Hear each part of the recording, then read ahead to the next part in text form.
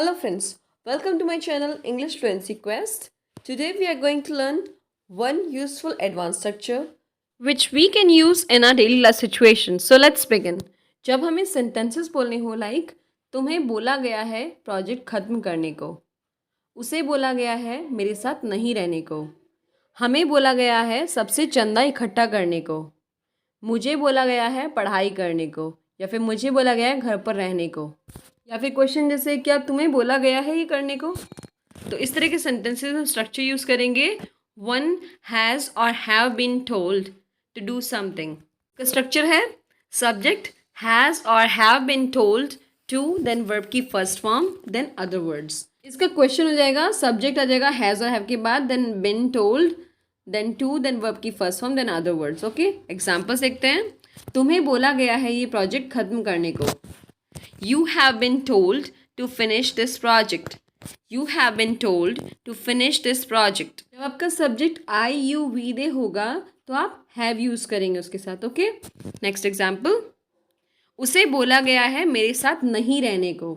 So he has been told not to stay with me. He has been told not to stay with me. Subject he she it या फिर name उसके साथ आएगा has. Next is हमें बोला गया है सबसे चंदा इकट्ठा करने को दुर्गा पूजा के लिए। We have been told to collect the contribution from everyone for Durga Puja. We have been told to collect the contribution from everyone for Durga Puja. Next is मुझे बोला गया है घर पर रहने को जब तक मैं वापस नहीं आती। I have been told to stay at home until mom is back. I have been told to stay at home until mom is back. Next is उसे बोला गया है दूसरों के मामले में नाक ना घुसाने को। She has been told not to poke nose in to other people's matters. She has been told not to poke nose in to other people's matters. क्या तुम्हें बोला गया है ये करने को। Have you been told to do this. Have you been told to do this. So have पहले आ गया है सब्जेक्ट से। ओके, ये तीनों आपके लिए हैं। मुझे बोला गया है पढ़ाई करने को 12 बजे तक। राजन को बोला गया है दारू और स्मोक नहीं करने को बाय डॉक्टर। क्या उसे बोला गया है पार्टी की तैयारी करने को।